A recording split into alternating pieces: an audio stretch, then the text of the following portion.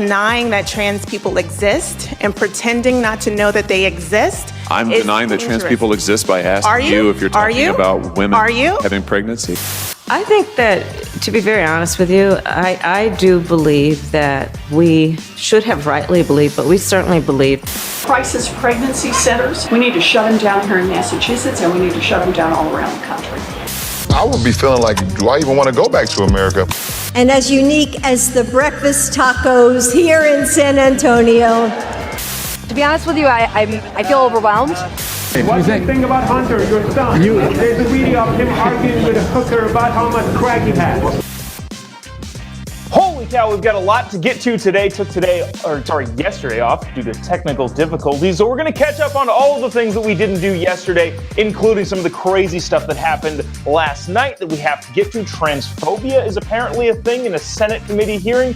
Joe Biden is facing questions about Hunter's leaked iPhone. Joe Biden and the taco thing. Inflation is up yet again, going the wrong direction. Elizabeth Warren, the Native American senator from Massachusetts, wants there to be lack of pregnancy centers and so much more. All that coming up on this episode of Daily Caller Live. Thanks so much for tuning in. Daily Caller Live starts right now. 3, 2, 1. Here we go! That might be the only brown guy on earth named Jobob. That is actually her name, Jobob. Live from the dingy bunker, completely cut off from the outside world, except for you fine folks. My name is Jobob. This is Daily Caller Live. On today, it is July 13th, the year of our Lord 2022. Holy cow, lots of stuff happened yesterday. Was in Phoenix, had some technical difficulties, wasn't able to do the show, but we had already prepped the show. So we have a bunch of clips from yesterday and a bunch of, that were supposed to air yesterday from Monday or over the weekend. And we have a bunch of clips from yesterday. So we have to get to it. It's just going to be a clip-o-rama of craziness that happened around the political spectrum, the news spectrum, and much more. If you haven't already, hold on. Check this out. So we started this clip off. This is how we started the show. This is a lot. This is a lot to take in. I don't know how much commentary we have on this because, when people say stupid things, best not to point out how stupid they are, lest they tell you themselves. I don't know if that's a saying or a quote. Maybe it should be. Maybe that's a Jobob original. Basically, when somebody says something so incredibly and astronomically stupid, just leave it there. Normal people can figure out how dumb it is. So just don't say anything. So maybe that's what we'll do. I'm going to play you this clip from a Senate hearing of a Berkeley professor, a Berkeley law professor, and her exchange with Senator Josh Hawley regarding who can get pregnant. I don't know. Let me know in the comment section who you think that might be. If you haven't already, before I play this clip, would really, really appreciate it if you click the little like button or the little emoji button or the comment on this or the share button. Would really, really help us out. Any engagement on the post, especially on Facebook, really, really helps us continue to keep the ball rolling and doing what we're doing. So would really, really appreciate you just taking a quick second. Doesn't cost you anything. Just hit the little like button, share button, comment, whatever you think. Before we watch this clip, check this out. Then we'll talk about this caption I've got right here, this transphobic. All right, check this out. Professor Bridges, you said several times, you've used a phrase, I want to make sure I understand what you mean by it. You've referred to people with a capacity for pregnancy. Would that be women?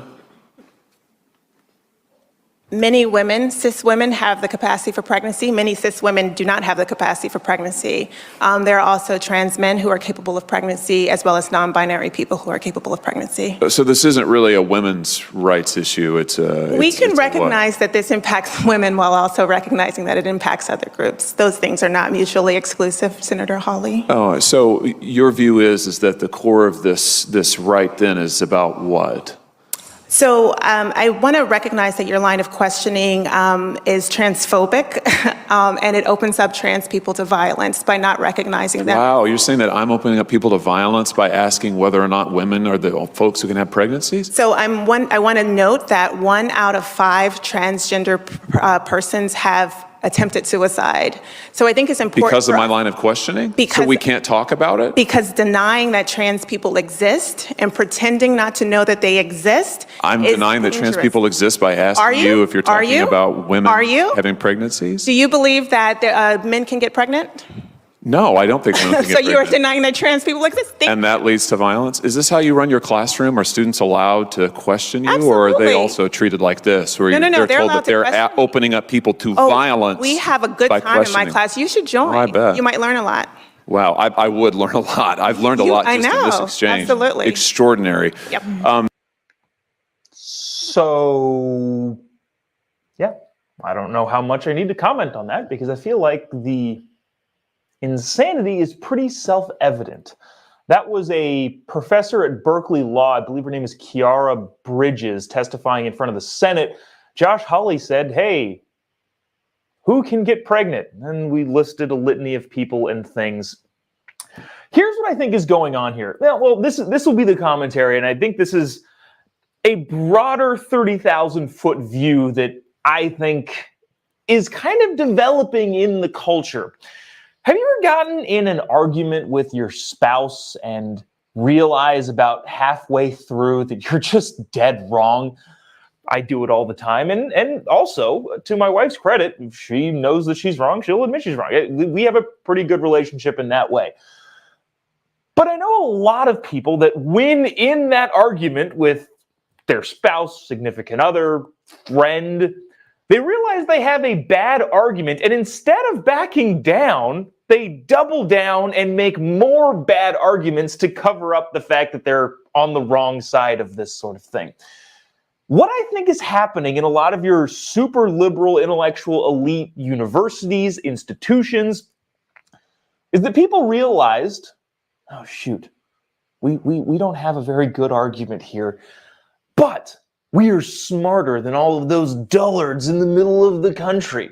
I think that that's what they believe. And so they're trying to exert their elitist intelligence on the rest of the population by continuing to push a bad argument and making arguments in bad faith for some sort of self-grandeur delusion of I'm smarter than you and therefore I can beat you intellectually even with a bad argument. That's actually what I think is happening. Because clearly this Professor Bridges, and you might not agree with this, is a smart woman. She's probably very intellectually capable. She's a law professor at Berkeley. Great school, and in the legal department no less. That's impressive. So I don't think she's dumb necessarily. I just think that she's gone so far down this rabbit hole. There's a pride component of, all right, maybe this is a little bit too far. That's not existing in the heads of people like this, and they're thinking, well, I'm smarter, and even though I made a mistake early on, I'm still going to double down and continue to make idiotic statements on the national stage to senators and see if I can get away with it. Now, in the little Chiron thing here, it says transphobic. I've never understood that word. Phobia is an intense, irremovable, irrational fear of something. I don't know that people who disagree that biological males should be competing against women in sports are necessarily having an irrational fear of transgender people. I've never understood that. So when she says your line of questioning is transphobic, I don't get that. And also, last thing, just last quick thing. Got some pretty close to the chest knowledge about how mental health works, especially in the therapist setting. She made a point there. 1 in 5 transgender people attempt suicide. That's no joking matter. I feel badly for these people. I would caution people making the argument that it's because of the ridicule by the mainstream that's the reason they're attempting suicide. Pretty much everybody I know, and I know a lot of mental health specialists say these problems already existed, and gender dysphoria being a mental health problem already could have been brought on by other traumatic issues. So the idea that they're attempting suicide just because they're not accepted is just not a good argument to be made either. Anyways, moving on. Spent way more time on that than I thought I was going to. This is going to be a long one today, guys. I want to get to this, the Native American authoritarian. Liz Warren, the senator from Massachusetts, known proud Native American, made some comments yesterday regarding pregnancy crisis centers that I thought were pretty dang bass-ackwards. Listen to this from the senator from Massachusetts. So pregnancy crisis centers, just to lay this out in case you don't know, are for pregnant women who may be financially struggling. And they say, here, let's try and help you out. What do you need? Let's see if we can find some housing for you. Let's see if we can get some clothes, toys, diapers, whatever it is that you need to sustain motherhood. Let's try and help you out. That is a pregnancy crisis center. Elizabeth Warren, as she will prove in this clip, is trying to eliminate those, which is a weird thing to be. That's a weird position to take and a weird hill to die on. Also, already, if you haven't clicked already, just engage with the post in any way, shape, or form. If this makes you happy, mad, sad, if you just like it, click the little like button here. Also, a little share button. Really, really appreciate you doing so. Or give me your thoughts in the comment section. I'm reading some of these as I can, and maybe we'll get to them. So watch this from the Native American senator from Massachusetts.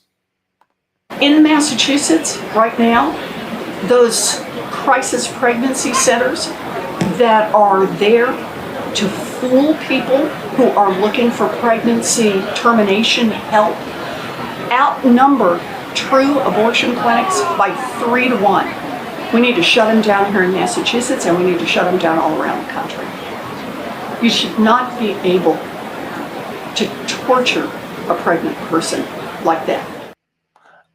Yikes. That is, again, Senator Warren from Massachusetts saying that we should eliminate pregnancy centers. First of all, she's complaining the fact that there are more pregnancy centers that seek to help pregnant women, again, sustain motherhood, or at least the early phases of motherhood. And she wants to get rid of those in favor of abortion clinics. Dude, look, she's allowed to say whatever she wants. I think she's very, very cynical about how she portrays her political attitude, but that's fine. She gets to say whatever she wants. This is not a winning argument for anywhere in the country. It's a ridiculous thing to say. And I'm just talking about, so obviously beliefs-wise, it's a ridiculous thing to say. From you're trying to eliminate crisis centers helping pregnant mothers, that's weird. But just from a political angle, this is a bad move. She's probably going to try and run for president. And this is out there. Again, weird thing for her to say, weird hill to die on. I wanted to get to this. So this was a photo tweeted by, I forgot her name on Twitter. I believe she at one point worked for the Daily Caller, but tweeted this. This is a photo of inside a pregnancy center. And the tweet was, trigger warning, these pictures depict the inside of one of these predatory pregnancy crisis centers that exist to trick pregnant women into not aborting their unborn baby. Some snark and sarcasm there in the Twitter sphere. But such is the ridiculousness coming out of the, again, proud Native American from Massachusetts. Speaking of abortion advocates marched on Washington over the weekend and had some protests, said some things, as they always say some things, but also regarding abortion and Roe versus Wade, Kamala Harris, the Vice President of the United States, Giggles McGee, as some call her. I don't know. Maybe not. Maybe it's just me. With her Kamala cackle, was on. I'm sorry. I shouldn't laugh at my own jokes. Was on Face the Nation and had another Kamala-ism. Watch this clip. This is, again, Kamala-isms, if you're not familiar with that term here on this show. Kamala Harris sometimes starts a sentence and just doesn't really know where she's going from there, and starts sounding like that pageant contestant from 2012 that said, the Iraq everywhere like such as. Should have brought that clip up and compared it with the Kamala clip. But she had another one of those. Check this out from the Vice President of the United States, who apparently doesn't do her homework and honestly, I think is just lazy, which is how these things keep coming about. Check this out. When you look back Did Democrats fail, past Democratic presidents, congressional leaders, to not codify Roe v. Wade over the past 5 decades? I think that, to be very honest with you, I do believe that we should have rightly believed, but we certainly believe that certain issues are just settled. Certain issues are just settled. Clearly we're not. No, that's right. And that's why I do believe that we are living, sadly, in real unsettled times. So, that's the next clip. Sorry, that played a little bit early. So, Kamala, there on Face the Nation, I want to read this quote because it's better when I read it. I do believe that we have rightly believed, but we certainly believed that certain issues are just settled. Certainly issues are just settled. That's why I do believe that we are living in real unsettled times. That honestly might be the winner. Let me know in the comment section, is that the Kamala-ism of her current tenure as the vice president? The significance of the passage of time may show that this might not be the best one. But as we reflect on the significance of the passage of time, we must, yes, counteract the troubled times of... I'm trying to do my best Kamala impersonation. I can't think straight enough to think in the wavy line that she thinks. I don't know. In the comment section, is that the best Kamala-ism that she has? Maybe. Who knows? But this was also kind of interesting. She made a point when being asked. So, okay, just bottom line here. There's this whole argument of, should Roe versus Wade be codified in the Congress? What they mean by that, that's just the terminology being thrown around by the left. If you see this on Facebook or on Twitter, people saying, we should codify Roe versus Wade. You should understand what that means. What that means is that Congress itself passes a law that says abortion is legal to this date in any given state, and the federal law supersedes all of the state laws. Roe versus Wade basically said that the Constitution already gives the rights to people to have abortions across the state. The Supreme Court said, no, the Constitution does not say that, which is the overturning of Roe versus Wade. But throughout this entire time, from the 50s to now, when abortion became more mainstream, and obviously in the 70s, Roe versus Wade being a big Supreme Court battle, through this entire time, Congress at any point could have made a law that said abortion is legal regardless of, XYZ, insert specifics. Congress could have done that. So when they say we need to codify Roe versus Wade, that's what they mean, Congress passing legislation. The reason that Congress hasn't, quote unquote, codified Roe versus Wade / passed legislation, they ain't got the votes. They don't have the votes. There are several pro-life Democrats in the Senate, in the House, that wouldn't be able to get anything done in terms of passing a expansive Roe versus Wade bill. Sorry, an abortion bill. So when people talk about codifying Roe versus Wade, we need to codify Roe versus Wade.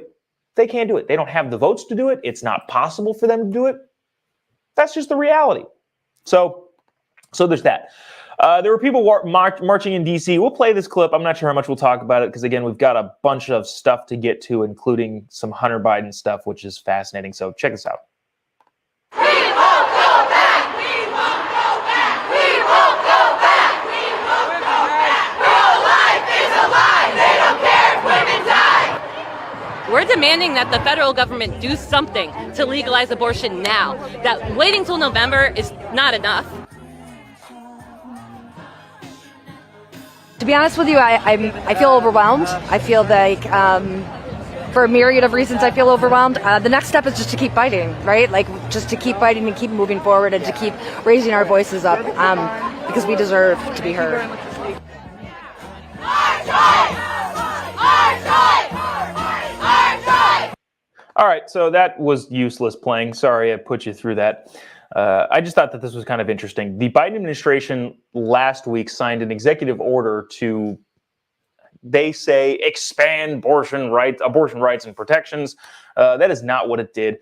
Even the super lefties of the world are saying the executive order not really a thing. Let me read a little bit about it. The order consists of a series of directives aimed at Health and Human Services and the Justice Department, but these directives are imprecisely worded. This is from The Guardian, so a lefty journalist writing in a lefty outlet about the lefty president and basically saying that his executive order that he issued on abortion rights across the country ain't really doing much, really isn't anything.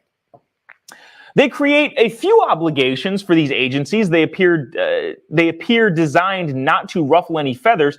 It's unclear what precisely the order will mean for abortion access and specifically what actions those agencies will be required to take. Essentially, the article goes on and on to say this isn't doing much. Chuck Todd on Meet the Press over the weekend, I believe he was talking to Becerra. I forget who he was talking to. Basically said, isn't this executive order just a glorified press conference? In other words, saying, y'all ain't doing anything. That big march on Washington and march in the Capitol didn't do much, ain't doing anything. So there's that. We'll leave that there, even though there's more stuff to talk about regarding the whole abortion saga. I want to quickly hit on this. We're not gonna spend a ton of time on this. But inflation is out. Inflation numbers are out. Again, this is an old photo from, I believe, last time inflation numbers came out, but I still thought it was funny, so I'm using it here. But overall inflation, CPI, is up 9.1%. So ignore that little 8.5 button that was, again, last month, which was also a record setter. But unfortunately, inflation is continuing to go the wrong way. Overall CPI is at 9% from last year. Gas is up 59.9%. Fuel oil is up 98%. Meat, fish, poultry is up 10%. Milk is up 16%. Eggs is up 33%. Coffee is up 15%. New vehicles up 11%. Airline fares up 34%. The real average hourly earnings is down 3.6%. So there's that. Again, we're not going to spend a ton of time on that, but inflation numbers did again come out, and it ain't good. I have a big working theory about why there are so many job opportunities and not enough people to fill them while inflation is at an all-time high. I have a theory about that. I need to noodle it around in my head a little bit more, but I think it has to do with the fact that businesses were able to take down such big amounts of money at so low cost, with the interest rate being what it was, zero, that they just took out a ton of money and put it a ton into investing towards the future and hired a bunch of people that they didn't have beforehand, using money that is now worth more yesterday because inflation. I'll have to noodle this around in my head before I bring up that theory in full. But I think a lot of it has to do with the fact that businesses took out massive loans in order to hire people, and then those people went to those jobs, and that's why we're having a huge lack of workforce. I don't know. Maybe we'll see. Wanted to get to this. This happened a couple days ago / over the weekend. I told you on Monday that we were going to talk about it, but there was too much stuff to talk about on Monday, so we didn't really get to it. Hunter Biden's iPhone got hacked by users on 4chan. If you're not familiar with 4chan, they're an anonymous message board is probably a better or more adequate way to describe it. They're not 8chan. I believe 8chan is, that's a lot there. 8chan is a lot. But 4chan users apparently hacked Hunter Biden's iPhone. Now, we'll get into a little bit of the thoughts that I have, and I'm curious in the comment section what you guys think. There's nobody who's made fun of Hunter Biden more than this guy, and I'm sure you are the same out there watching in the ether. And while I don't want to say enjoy, while I have talked about Hunter Biden and his shortcomings quite a bit, I'm not sure how I feel about people hacking into other people's iPhone accounts. Now, the laptop thing seems like fair game. A clearly drugged up person, doesn't even need to be Hunter. It was, but I'm just saying this should be ubiquitous among all people. Drugged up Hunter Biden took his laptop to a repair store. The repair store says, hey, if you don't come pick this up within 90 days or whenever the time period was, it's ours now. And so all of that's fair game. While, again, I think we all like hitting Hunter Biden because he's tied in with Joe and all that sort of stuff, I'm not entirely sure how comfortable I am with people hacking into accounts that are supposed to be private. Again, if you drop off your laptop, that's your problem. But everybody has an iPhone account that can be hacked. I don't keep anything on my iPhone that I think would be incriminating at all in any way, shape, or form. At least I try not to. But even then, I'm very uncomfortable with citizens hacking into other citizens' data. So that's just me. But Joe Biden was giving a speech, it looked like in the Rose Garden, when a protester shouted him down and asked him some questions about Hunter Biden. This is kind of interesting. Again, I'm more on the side of make your argument in the intellectual space. Don't just yell at politicians, especially when they're giving an already designated speech. I don't know that actually does much.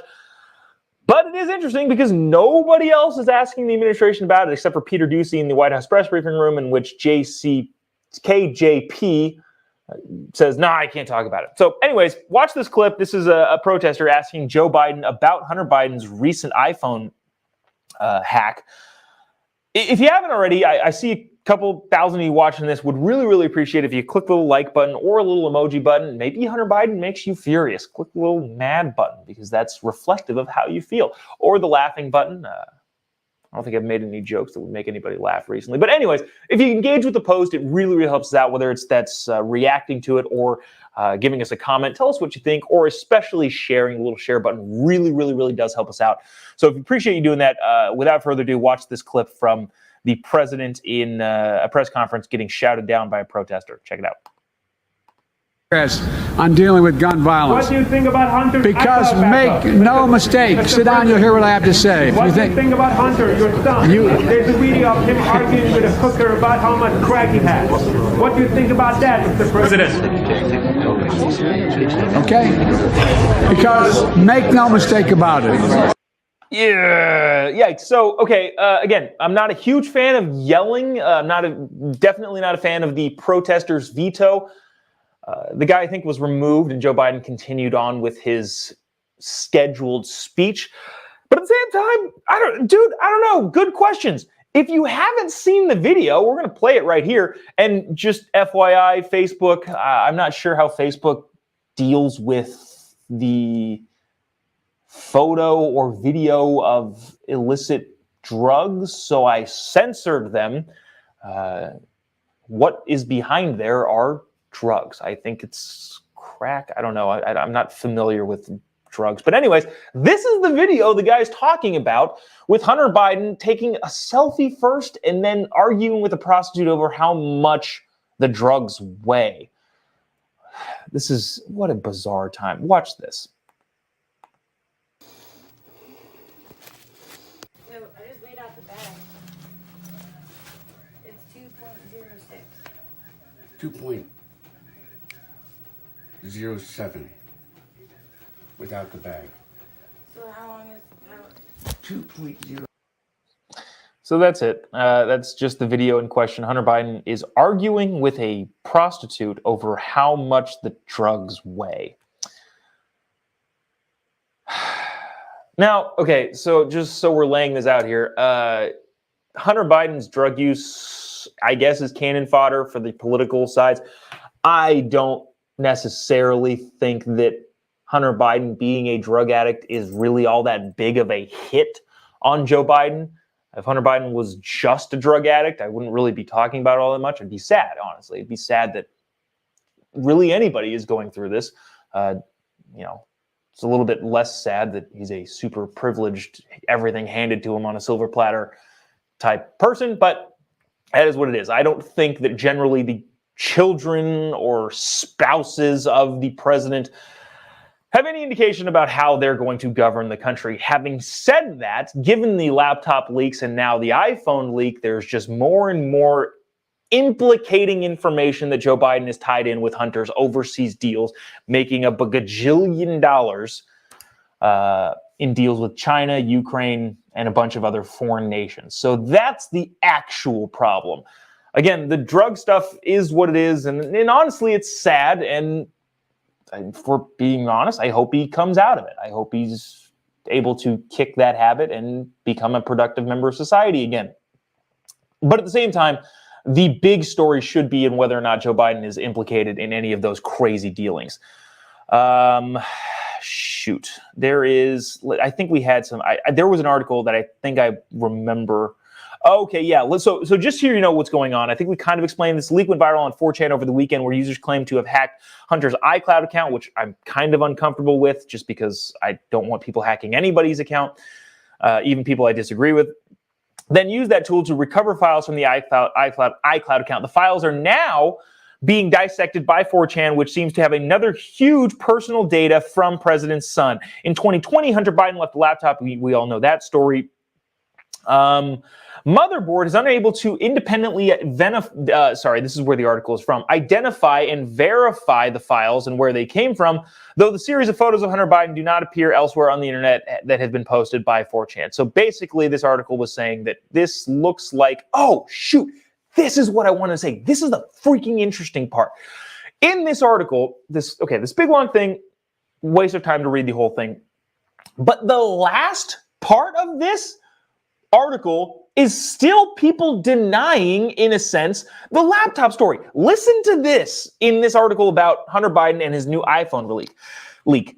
This is the last article, the last paragraph in this article. The new Hunter scandal comes almost 2 years after the New York Post claimed to have obtained a copy of the laptop belonging to Hunter from a repair shop in Delaware. Conservatives tried and failed to use the contents of the laptops to torpedo Joe Biden's presidential campaign.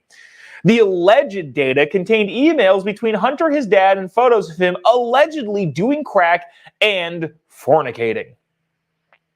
This is the last paragraph in this thing.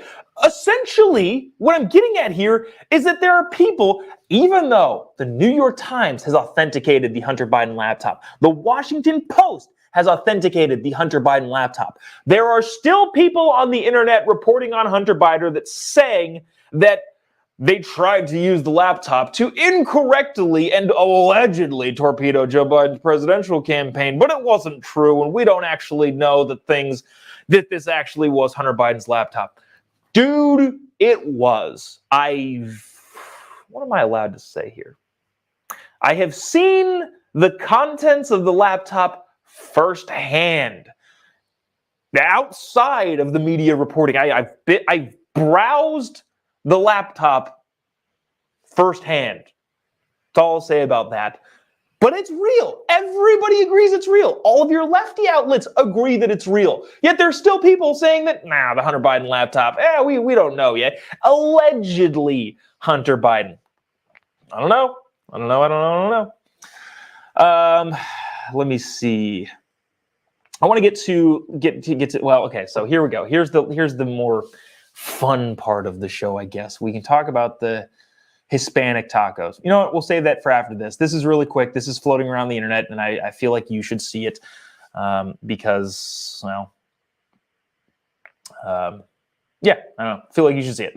This is LeBron James remarking in his barbershop series. I forget what the series is called, but this is the HBO series where LeBron James and a bunch of basketball players or people that they have on talk in a barbershop. It's actually a pretty insightful show. Here's the thing. I don't like hating LeBron James. I know a lot of you watching this may not agree there. But at the basis of it, LeBron James is an athlete and a business person, seems like a relatively smart person. Again, I know you probably don't agree with you a lot, but I think a big thing, and culturally speaking, dude seems to be a good husband and a good dad. I don't know that. I'm not friends with him, but he seems like a good family person, regardless of his political beliefs. And so for that, I don't like hating LeBron James, and I wish he didn't do so many things to make me hate him. But LeBron James said in the barbershop thing something that's going to get so much play from around the internet and the conservative space. Check this out. This again is LeBron James. If you haven't already, click the little like button, the little share button. Really, really helps us out. Also, give us a comment what you think about King James himself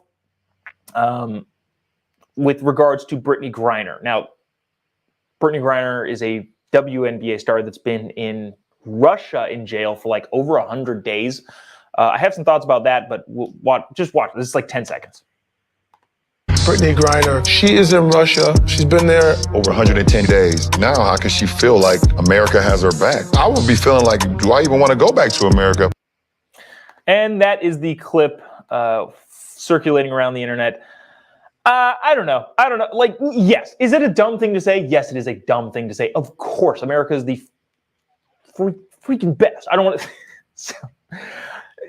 We all can understand that everybody would want to come to America. That's why there are people flooding the southern border, which we got video from that too. We're not going to play that this episode, but that's why, everybody wants to come to America. That's a ridiculous thing to say.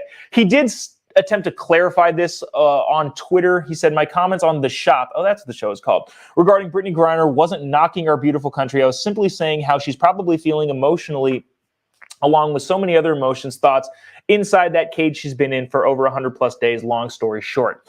He's saying he's not knocking America, but he is saying that, yeah, Brittany Griner probably feels a little bit left out. Now, there is some, I don't want to give over credit to the former administration. The Trump administration got a lot of people out of foreign captivity.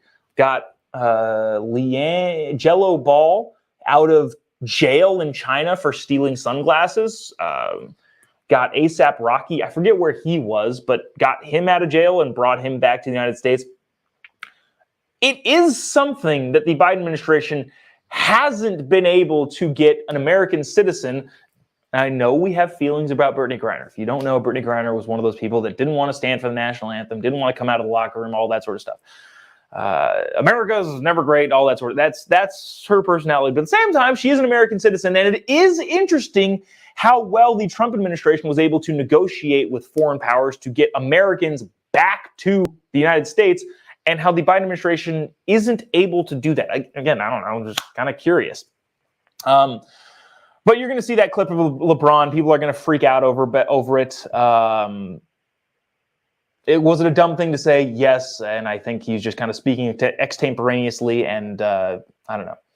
Maybe he does hate America. I don't know. I don't think he does. I think he's just a basketball player who doesn't necessarily think about geopolitical implications all that often. That's just that. We will end it on this. This was a clip from a couple days ago. Diversity tacos.